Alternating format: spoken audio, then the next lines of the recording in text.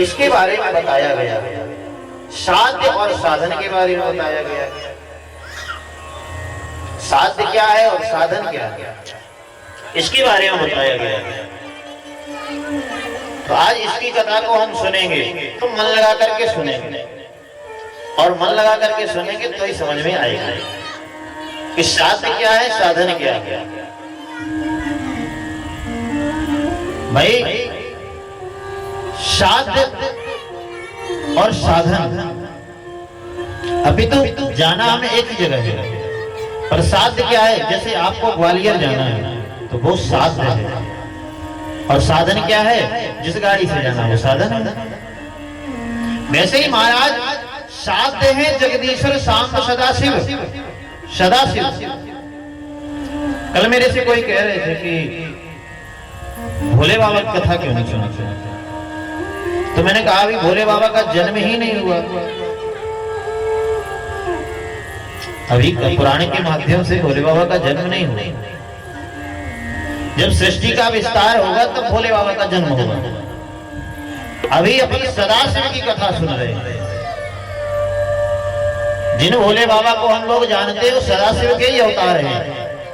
जैसे भगवान नारायण के 24 अवतार हैं, वैसे भगवान सदाशिव के 28 अवतार हैं, और इन 28 अवतारों में संपूर्ण शिव महापुराण है। संपूर्ण विष्णु नारायण, स्वयं नारायण का अवतार भी सदाशिव का अवतार है, और स्वयं ब्रह्मा जी का अवतार भी सदाशिव का अवतार है, और स्वयं शिव जी का अवतार भी सदाशिव का अवतार है। तो महाराज इनमें भेद देखने की जरूरत नहीं है, इसमें आप भेद नहीं देख सकते। तो महाराज पुराण क्रम से चलता है, हम पुराण का उल्टा नहीं कर सकते। भाई पीछे की कथा आगे सुना दें, आगे की कथा पीछे सुनाएंगे तो कैसे समझ में आएगी। इसलिए कहने का ध्येय ये है कि जैसे पुराण नियमानुसार कथा चलती है वैसे नियमानुसार सुननी चाहिए।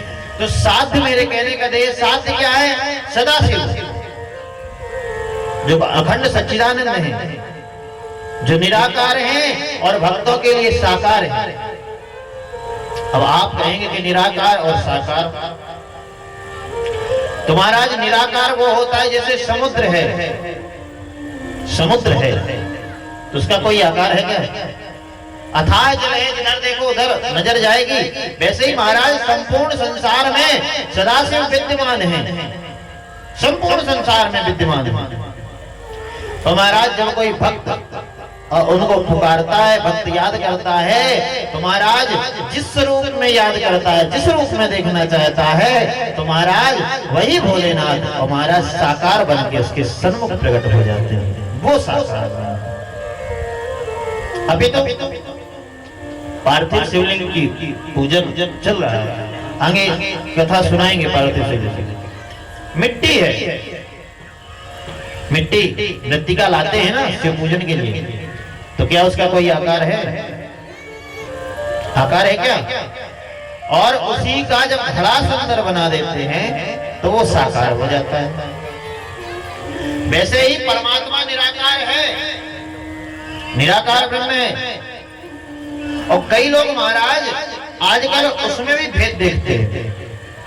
कई लोगों ने उसमें भी पंथ चला दिए, धर्म चला दिए, ब्रह्म में भी भेद देखने लग गए।